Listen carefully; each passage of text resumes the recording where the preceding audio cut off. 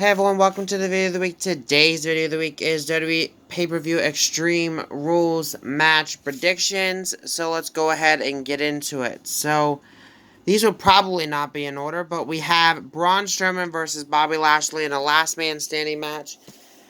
To be honest with you, I can really care less about this match because these two have been going at each other in tug of war matches and all this other stuff for weeks now. To be honest with you, it's kind of boring. That's my personal opinion. But if I had to choose, I'm going for Braun Strowman. Then we have the match between Ricochet and AJ Styles for the United States Championship, which is actually starting to be a really interesting storyline in a sense to me. I don't know why they had to bring the club into it, but it's still interesting in some cases. But if I had to choose, I mean, I am a fan of AJ Styles, but I think I gotta go with Ricochet for this one. Then we have Daniel Bryan and Rowan defending the SmackDown Tag Team titles against both Heavy Machinery and the New Day in a triple threat tag team match.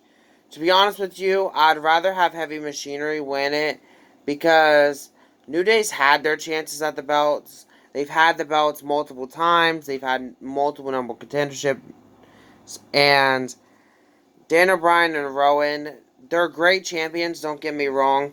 But I think that their whole tag team thing is kind of getting a little bit, like, stale type of thing. I think that they need to, either up their game with some type of their storyline or something.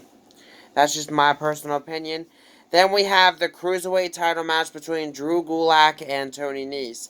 Now, if I'm brutally honest here, I have to say that I like Drew Gulak as champion. I also like Tony Nese as champion. But I think I would rather see Drew Gulak because Tony Nese had his time and let Drew Gulak have a little bit of time now in the spotlight. But another side note about the cruiserweights is they desperately need more cruiserweights because you're getting tired of seeing all the same competitors fighting on the same show. So it's kind of boring after a while watching the same people. So they desperately need a lot of more cruiserweights coming in. Then we have the match between Bayley, Alexa Bliss, and Nikki Cross in a 2-on-1 handicap match for the SmackDown Women's Championship, in which will, if Alexa and them win, I'm assuming they're going to be co-champions now. That's what Nikki Cross had said on SmackDown Live. To be honest with you, I don't think I really care who wins this one. I not really picking any sides here because Bayley, I'm a fan of hers, as well as Alexa and Nikki. So, I mean, I guess it really wouldn't matter to me who wins, but who do I see winning? In a way, I could see Bayley winning and then this causing the friction between Nikki Cross and Alexa Bliss that everybody eventually sees coming.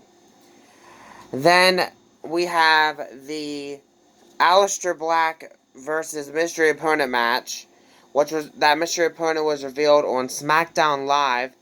Whoever knocked on his door to pick a fight with him, and that person was Cesaro. Everyone was thinking it was Randy Orton, including myself.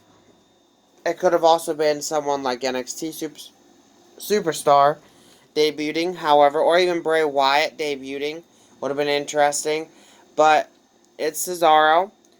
So, I am going for Aleister Black. I don't really care for Cesaro, to be honest with you. I mean, don't get me wrong. Cesaro is one heck of an athlete and one heck of a wrestler. I just don't. I just don't see him matching up to Aleister Black. I'm sorry.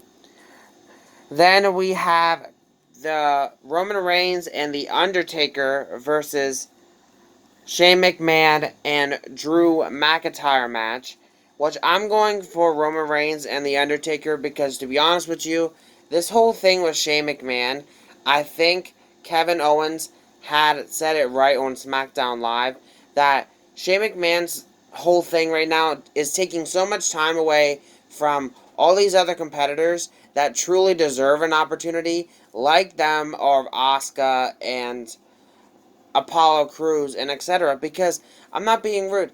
Shane McMahon, don't get me wrong, he's one hell of an athlete, and I'm not taking that away from him. All I'm saying though is this storyline has been going on for months and months and months, and it needs to come to an end at some point. So, yes, granted they did add the Undertaker into it to make it a little bit more interesting, but I mean, come on. At some point this has to end with him and Roman. I mean, it was kind of going on and on and on with him and The Miz, and now it's him and Roman, so it's kind of stale. Then we have the match between Kofi Kingston and Samoa Joe for the WWE Championship. I'm going for Kofi Kingston. However, I do think Samoa Joe would have a dominant chance as champion. Now that he's not the United States champion anymore, anything's possible. I think Joe could potentially pick up the win. And then we have the match where Seth Rollins and Becky Lynch will be teaming up in a mixed tag team match against Lacey Evans and Baron Corbin. Winner takes all when both the Universal title and the Raw Women's Championship are on the line. I'm going for Becky Lynch and Seth Rollins. I don't know. I like Lacey Evans and not, but I just can't get behind her. Like, since she's came to the main roster, it doesn't seem like a lot of people aren't really taking her seriously. And, as for Corbin, I mean, Corbin's a good athlete, don't get me wrong, but I just don't, I'm just tired of seeing him and Seth. So, I'm going for Seth Rollins to end this. So, with that said, that's all the matches for Extreme Rules.